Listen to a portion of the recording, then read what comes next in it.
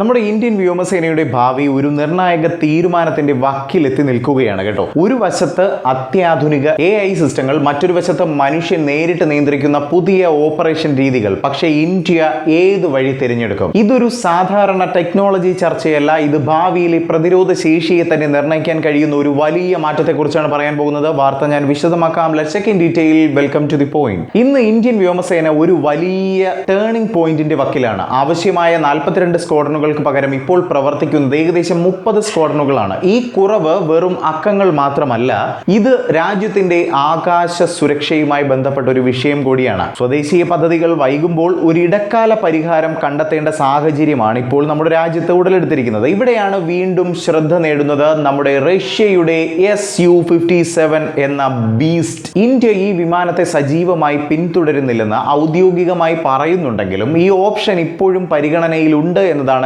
ചില റിപ്പോർട്ടുകളിലൂടെ നമുക്ക് മനസ്സിലാവുന്നത്. പക്ഷേ പ്രധാന വിഷയം ഒരു വിമാനം മാത്രമല്ല, ഒരു പുതിയ ഓപ്പറേഷൻ രീതിയാണ് ഇവിടെ ചർച്ച ചെയ്യപ്പെടുന്നത്. അതിന്റെ പേരാണ് മാൻഡ് അൺമാൻഡ് ടീമിംഗ്. സിമ്പിളായി തന്നെ പറഞ്ഞു തരാം. ഇത് ഒരു മനുഷ്യൻ നിയന്ത്രിക്കുന്ന സംവിധാനങ്ങളും ഡ്രോണുകളും ഒരുമിച്ച് പ്രവർത്തിക്കുന്ന ഒരു രീതിയാണ്. ഇത് കൂടുതൽ കൃത്യമായി വിവരങ്ങൾ ലഭിക്കാൻ സഹായിക്കുന്നു, വേഗത്തിലുള്ള തീരുമാനങ്ങൾക്ക് വഴിയൊരുക്കുന്നു, മനുഷ്യരുടെ അപകട സാധ്യത കുറയ്ക്കുന്നു. ഒരു വിമാനം കൂടെ നിരവധി ഡ്രോണുകൾ ചേർന്ന് പ്രവർത്തിക്കുന്നു എന്നതാണ് ഇതിന്റെ പ്രധാന ആശയം. എന്താണ് ഈ ഒരു വിഷയവുമായി ബന്ധപ്പെട്ട റഷ്യയുടെ സമീപനം? റഷ്യയുടെ സമീപനം മനുഷ്യ നിയന്ത്രണത്തെ അടിസ്ഥാനമാക്കുന്നതാണ്. 2 സീറ്റുള്ള Su-57 വെർഷനിൽ മുൻ സീറ്റിൽ പൈലറ്റ് വിമാനം നിയന്ത്രിക്കുന്നു. പിന്നിലെ സീറ്റിൽ ഇരിക്കുന്ന കമാൻഡർ ഒരുമിച്ച് നിരവധി S-70 ഒക്കോട്നിക് ബി ഡ്രോണുകൾ നിയന്ത്രിക്കുന്നു എന്നതാണ്. ഈ ഡ്രോണുകൾ നിരീക്ഷണം നടത്താനും ഓപ്പറേഷൻ പിന്തുണ നൽകാനും ഭൂമിയിലെ സേനയ്ക്ക് സഹായം നൽകാനും ഉപയോഗിക്കാം.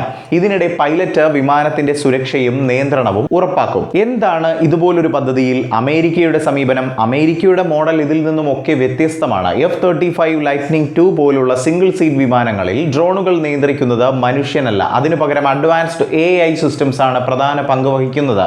ഇത് വളരെ അഡ്വാൻസ്ഡ് സംവിധാനമാണ്, പക്ഷേ ഇതിന്റെ ചെലവ് വളരെ സങ്കീർണമായി വളരെ വലിയ രീതിയിൽ കൂടുതലാണ് എന്നുള്ളതാണ് എടുത്തു പറയേണ്ടത്. ഇന്ത്യക്ക് മുന്നിലുള്ള തിരഞ്ഞെടുപ്പ് എന്താണ്? പരിശോധിക്കാം. ഇപ്പോൾ ഇന്ത്യക്ക് മുന്നിലുള്ള ചോദ്യം വളരെ പ്രധാനമാണ്. AI അടിസ്ഥാനത്തിലുള്ള സംവിധാനം തിരഞ്ഞെടുക്കണോ, അല്ലെങ്കിൽ മനുഷ്യ നിയന്ത്രണം പ്രധാനമാക്കിയ സംവിധാനം തിരഞ്ഞെടുക്കണോ? റഷ്യൻ മോഡൽ ഇന്ത്യക്ക് കൂടുതൽ അനുയോജ്യമാകാം. കാരണം 2 സീറ്റുള്ള വെർഷനിൽ ഇന്ത്യക്ക് സ്വന്തം സിസ്റ്റങ്ങൾ ഉൾപ്പെടുത്താനുള്ള സാധ്യത വളരെ കൂടുതലാണ്. ഇവിടെ ഒരു കാര്യം വ്യക്തമായി മനസ്സിലാക്കണം. Su-57 സംബന്ധിച്ച് ഇന്ത്യ ഇതുവരെ അന്തിമ തീരുമാനം എടുത്തിട്ടില്ല. അതുപോലെ തന്നെ സ്വദേശീയ പദ്ധതി AMCA ഇപ്പോഴും വികസന ഘട്ടത്തിൽ തന്നെ തുടരുകയാണ്. അതുകൊണ്ടാണ് ഇതൊരു സാധ്യത മാത്രമാണ് എന്ന് ഞാൻ നേരത്തെ പറഞ്ഞത്. അന്തിമ തീരുമാനമായല്ല ഇതിനെ കണക്കാക്കേണ്ടത്. ഭാവിയിൽ പ്രതിരോധ മേഖല കൂടുതൽ ടെക്നോളജി അധിഷ്ഠിതമാകുന്നു എന്നത് നമുക്കറിയാവുന്ന കാര്യമാണ്. ഡ്രോണുകൾ, AI, മനുഷ്യ നിയന്ത്രണം ഇവയെല്ലാം ചേർന്നുള്ള പുതിയ രീതികൾ രൂപം കൊള്ളുമെന്നതാണ്. ഇന്ത്യക്കും ഈ മേഖലയിൽ മുന്നോട്ട് പോകേണ്ടത് അനിവാര്യമായ ഒരു വസ്തുതയായി നിലനിൽക്കുന്നുണ്ട്.